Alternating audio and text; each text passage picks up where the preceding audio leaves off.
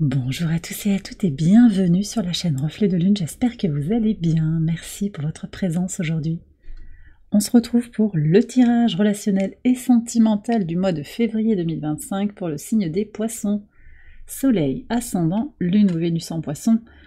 Alors je m'appuie pour cette guidance, comme d'habitude, sur des éléments de la guidance générale du mois de février, et je vais approfondir avec des tarots et des oracles pour vous délivrer les messages que vous avez à entendre si vous avez des questions sur le plan relationnel, professionnel, amical, sentimental, familial, et sur le plan sentimental si vous avez une situation de célibat, de couple ou une relation compliquée, difficile à démêler.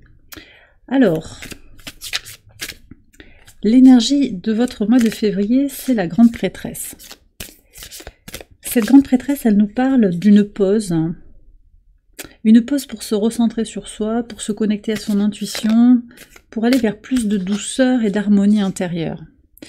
On a aussi une libération quand même de quelque chose qui a été tenu secret, possiblement, secret familial.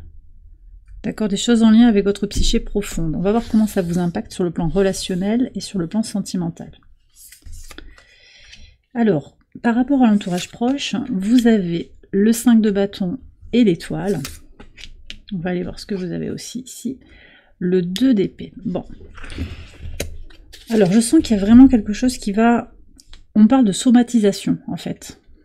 Donc, les blocages émotionnels, les blocages relationnels que vous ressentez par rapport à une personne ou plusieurs personnes de votre entourage proche, elles dénotent une difficulté peut-être à trancher une situation, à s'imposer peut-être par rapport à une situation, quelque chose qui a du mal à s'exprimer, je pense.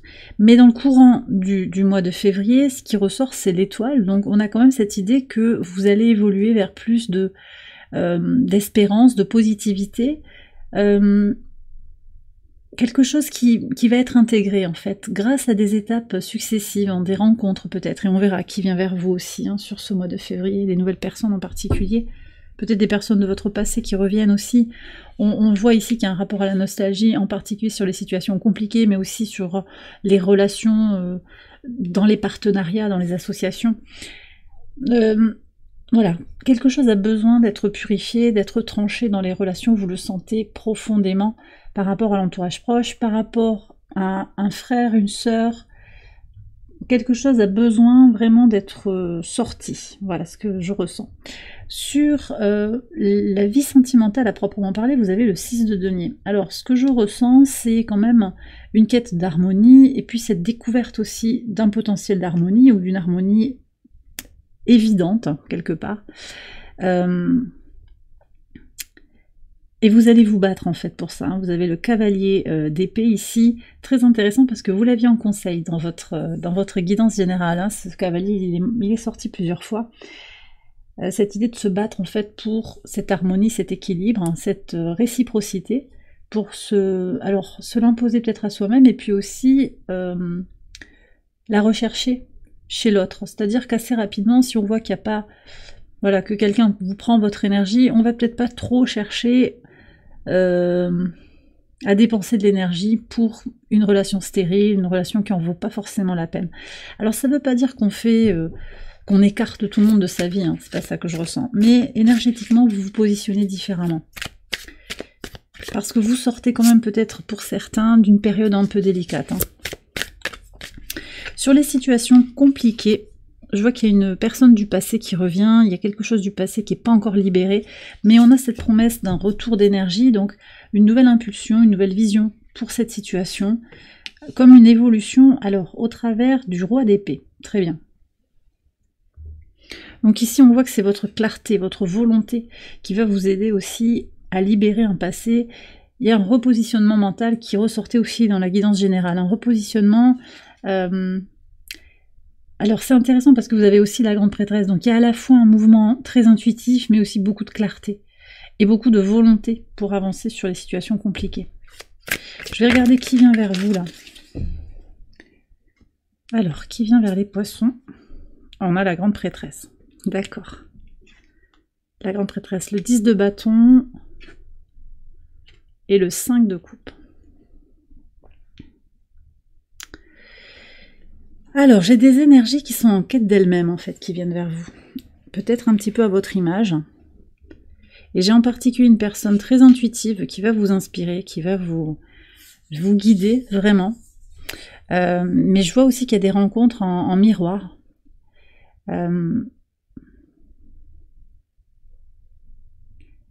Alors, ce sont des gens heurtés. J'ai Bélier ici qui ressort. J'ai Cancer. Scorpion, Poisson également. Sagittaire, Lion, mais d'abord Bélier et Cancer.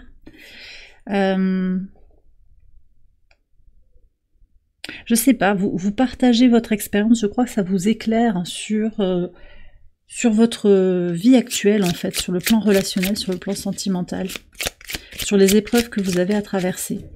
Après, il y a cette connexion à une femme, hein, possiblement, très charismatique, hein, et en même temps mystérieuse, qui vous éclaire, qui vous guide. Alors, comment aller vers ces personnes ? C'est intéressant parce que vous avez à vous connecter à vous-même, hein, et tisser du lien. Alors, c'est vrai qu'elles sont... Ces énergies-là, on n'a peut-être pas envie de les rencontrer, en fait. 5 de coupe, c'est peut-être quelqu'un qui est dans le regret, mais qui est en train de sortir. Moi, je sens que c'est quand même quelqu'un qui est en mouvement, qui transmute, hein, vous voyez.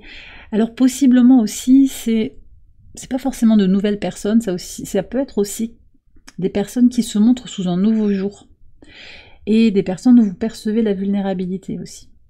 Alors ça ne veut pas dire que vous rencontrez que ces personnes-là, mais ce sont des personnes qui vont vous impacter. Ce bélier là que je ressens avec le 10 de bâton, c'est quelqu'un aussi qui termine quelque chose, qui laisse un passé douloureux derrière soi. Et donc l'empathie, la patience, l'écoute de soi, et l'écoute aussi, d'ouvrir un petit peu les écoutilles, vous voyez, pour capter cette énergie, si ça vous parle, hein, parce que vous êtes peut-être en quête de réponse, de compréhension, de communauté aussi, pour comprendre si vous êtes tout seul, toute seule, à vivre ce que vous traversez. Voilà, j'ai vraiment cette idée-là de prendre le temps de se connecter à des belles âmes. Ok ? On va aller voir sur la situation difficile, ce qui ressort au niveau des archétypes, pour clarifier un petit peu, approfondir. Ce que je ressens surtout, c'est... des libérations émotionnelles, en fait.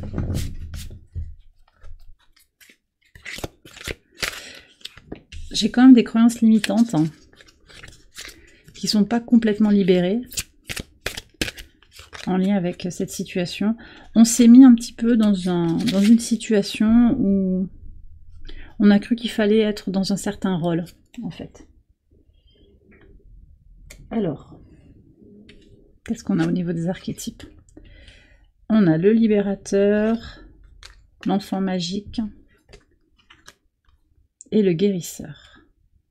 Ah, très intéressant. Alors, ce que je reçois ici, c'est que finalement, ça peut être, hein, cette personne du passé, cette personne qui revient de façon lancinante presque. Elle a un rôle karmique, en fait, dans votre vie. Elle a un rôle même cathartique, en fait, hein, de purification, de nettoyage, de libération. C'est quelqu'un, ok, c'est pas facile, il y a des défis, mais finalement, en vous connectant à votre intuition, en regardant aussi les choses de manière, avec un certain regard éclairé,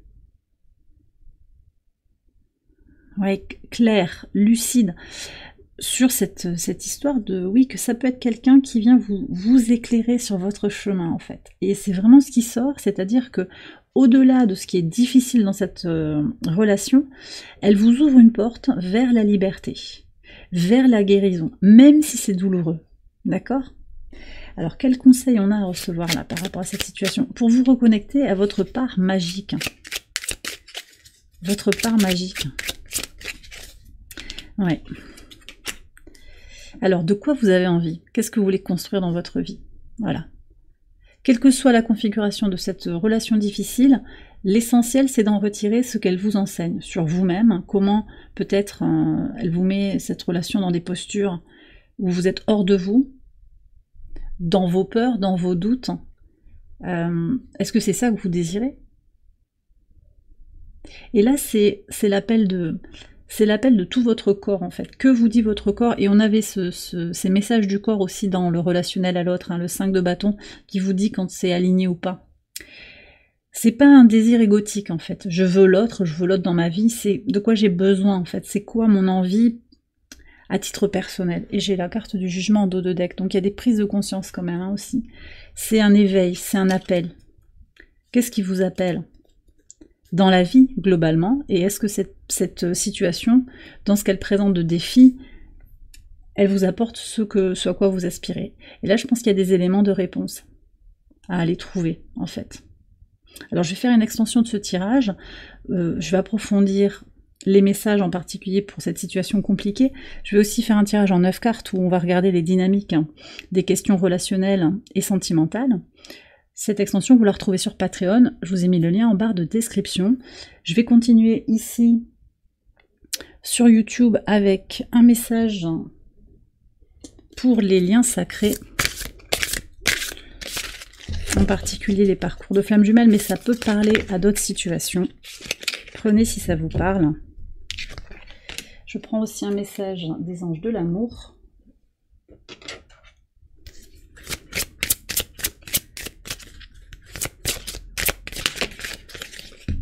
Allez, pour voir.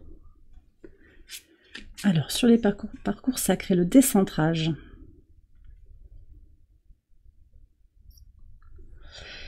Il y a un déséquilibre là, manifestement dans les énergies.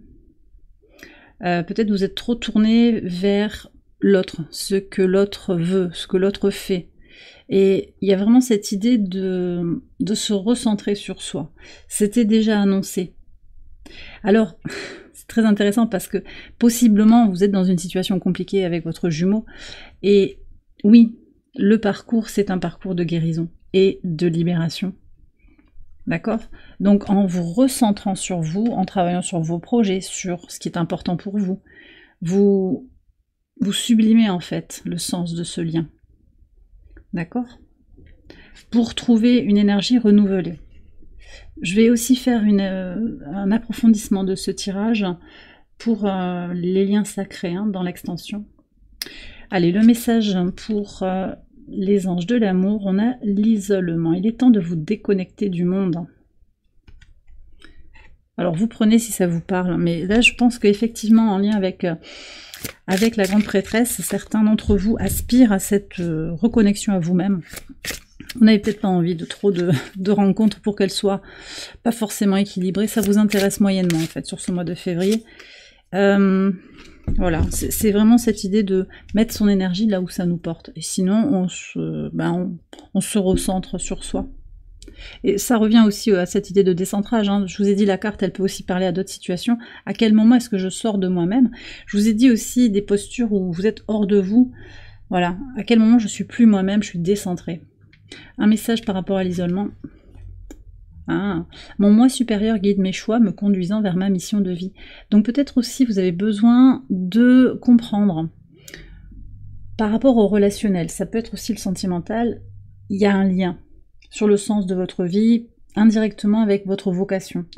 Peut-être que vous avez besoin de prendre le temps de vous recentrer sur vous pour prendre une décision en conscience et très connecté à votre moi supérieur. On avait la grande prêtresse avec ce développement de l'intuition, ce développement de votre part spirituelle, cette reconnexion à sa part spirituelle. Donc voilà, c'est comme un ensemble finalement.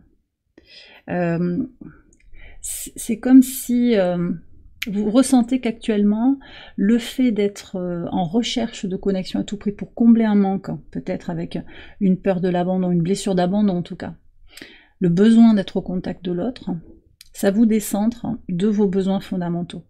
Et tant que vous n'êtes pas confronté à vous-même, vous ne travaillez pas sur vous-même, pour vous-même, avec possiblement le sens de votre vie ici. Parce que le sens de votre vie, c'est pas d'être en dépendance par rapport à quelqu'un. C'est autre chose. D'accord ? Et possiblement ce temps, alors c'est pas forcément tout le mois de février non plus, hein, mais ce temps de sérénité, de recentrage sur vous-même, vous aide à y voir plus clair sur la direction que vous donnez à votre vie et peut-être d'opérer des choix qui vont être salutaires pour l'avenir. Et bien voilà les poissons, j'ai terminé votre tirage, j'espère qu'il vous a éclairé. Si c'est le cas, je vous invite à liker la vidéo, à vous abonner, à partager, à commenter. Vous pouvez également aller voir les autres vidéos de cette série pour votre ascendant, votre lune ou votre Vénus. Excellent mois de février à vous tous et à vous toutes, je vous embrasse bien fort et je vous dis à très bientôt pour les prochaines vidéos. Bye bye.